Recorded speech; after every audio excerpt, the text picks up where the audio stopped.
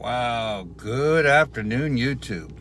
Hey, Rod Hardman here in Virginia, getting ready to head back to Florida soon. Um, for those people that knew, I was in the hospital and going through some heart procedures. Uh, I'm doing better. Hopefully, I won't be seeing any doctors anytime soon regarding this matter again. But anyway, what I want to get to is I know you all saw the debate. I don't call that a debate. I mean, come on. A real debate, you got to ask hardcore questions. And two grown men out there facing each other, one telling one person to shut up and the other one calling, another person, another name. Come on, let's get off of this stuff. These are not kids on a playground. These are supposed to be grown men that work for us, the American people, and yet it is a total debacle. All right, I mean, come on, let's just face it. Hopefully, the next two debates that they have is going to be a little more hardcore questioning. As far as Joe Biden goes, even his former boss, which is Barack Obama, made it clear he could never be president of the United States. Why he's running, Barack Obama is trying to figure that one out himself. But a lot of people know that if he did get into the White House, they would declare him mentally incompetent to be president within a few months. Then his vice president, which is Kamala Harris, I believe is the name, would take his position. And then she would become president. And then something would happen that she probably would surrender that position. And Nancy Pelosi would become president because, quote unquote, she happens to be the Speaker of the House. And usually the Speaker of the House is pretty much king of everything. So, in this case, queen. So, with all that being said, I believe that's how it would run. Now, Donald Trump, on the other hand, I like Don. Don't get me wrong. I really do like him. I don't agree with everything he says, and I don't agree with everything he does. But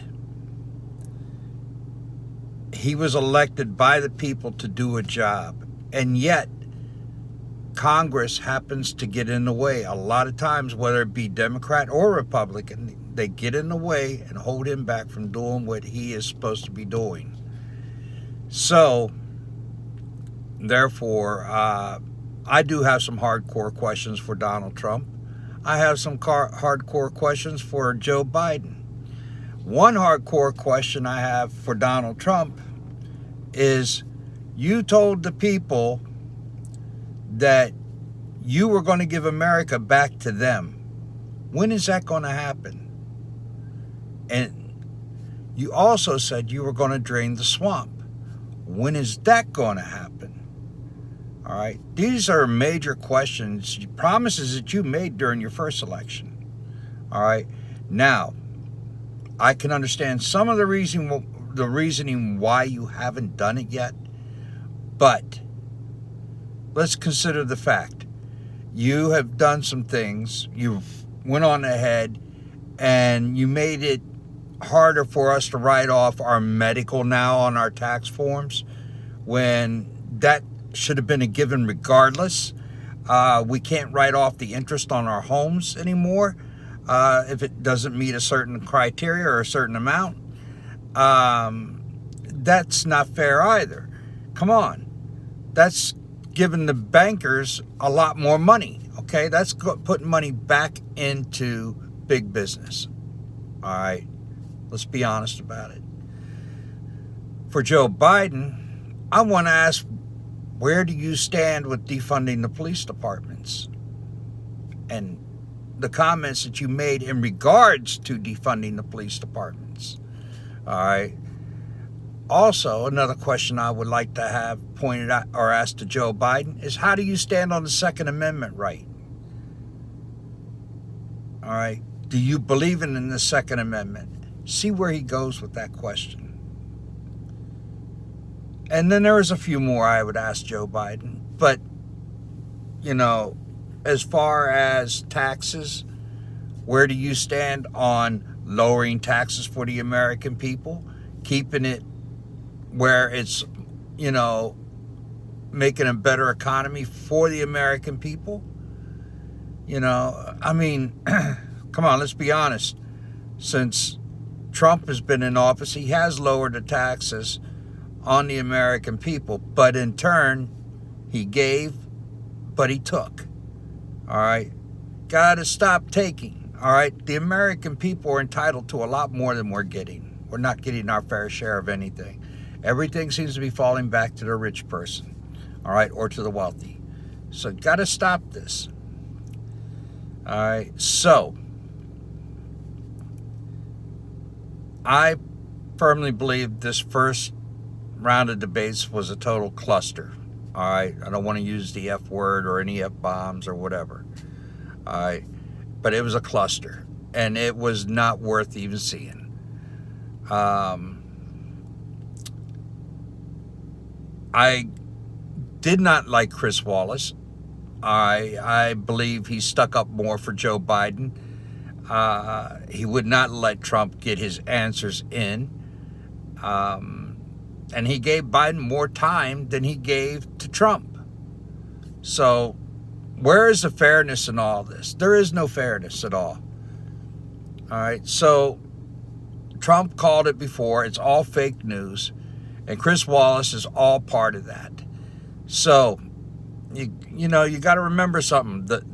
A lot of the media is owned by the very wealthy people who are Democrats, all right, that wants nothing but what they want for themselves. They don't want to give to you. They don't want to give to me. And they didn't even want to talk about Black Lives Matter. They didn't want to talk about Antifa, all right.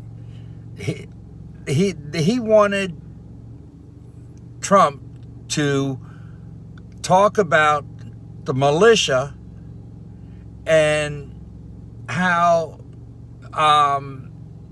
you know, as far as it goes, how prejudiced that they may be.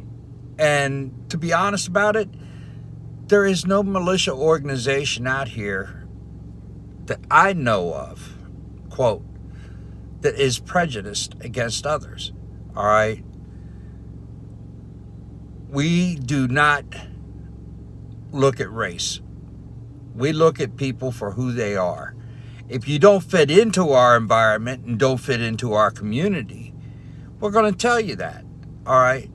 You got to go through a certain process. And if you don't make that process, then you can't be in that militia group, all right? So,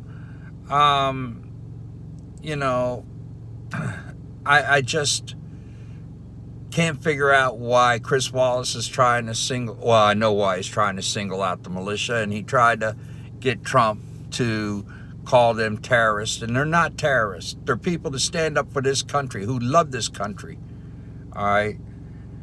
Like myself, I defended this country, not once, but twice, all right? I stood in the military, and I stood up in law enforcement. I did what I had to do for my country. And I'm proud to say I'm a proud American. And I know this is running into some long time, but I'll try to shorten it here. We need to really consider what the news media is trying to put out there. And like I said, we need to ask hardcore questions regarding, or they need to ask hardcore questions regarding the matters I just pointed out. All right. Not be talking about these white supremacy groups. All right. Because like I said, if you want to talk about white supremacy like the Ku Klux Klan, that's fine. But you want to talk, or the skinheads, so on and so forth. But anything that is white supremacy groups, all right?